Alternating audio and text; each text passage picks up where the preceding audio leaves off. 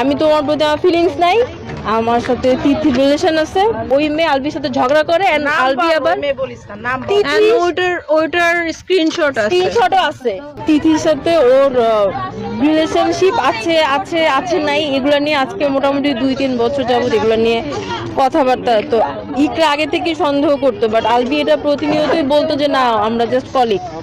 But recently Albi এটা স্বীকার করছে ইকরার কাছে যে আমি তোমার প্রতি আমার ফিলিংস নাই, আমার সাথে তিথির রিলেশন আছে এন্ড আমি তোমার সাথে আসছি শুধুমাত্র রিজিকের জন্য। ওদের বাচ্চার নাম রিজিক।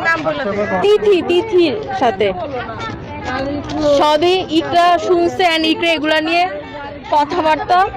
ইকরা এগুলা আমাদেরকে ফোন দিচ্ছে, আমরা আমাদের একটা গ্রুপ আছে যেখানে আমরা প্রতিনিয়ত কথা বলি, কানেক্টেড থাকি। ইকরা কান্নাকাটি করছে, আমরা ওরা বুঝাইছি। ইকরা রিসেন্টলি হচ্ছে আলভি শুটিং এ নেপালে গেছে, তিথিও গেছে, তিথিকে নিয়ে গেছে।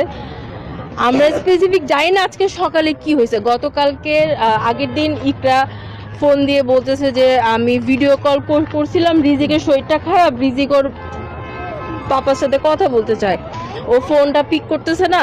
তখন হচ্ছে ইকরা অনেক কান্নাকাটি করতেছিল যে ওই মেয়ের সাথে আসছে। আমি জানি ও কোন রুমে আছে, ডিলাক্স রুম সবই। বার্থডে তো ওই দিন আবার ওই মেয়ের বার্থডে ছিল, ওই মেয়ের বার্থডে সেলিব্রেট করার জন্য আলভিওকে নেপালে নিয়ে গেছে এন্ড ইকরা এগুলো সব জানে।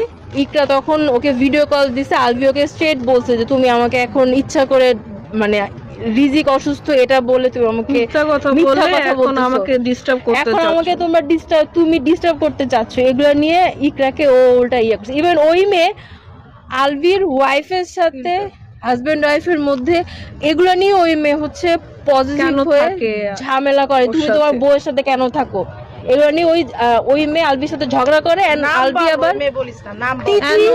ওইটার স্ক্রিনশটও আছে।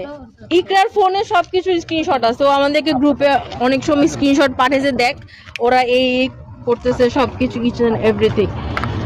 খবরের কাগজ, নিখাত, নির্ভীক, নিরপেক্ষ।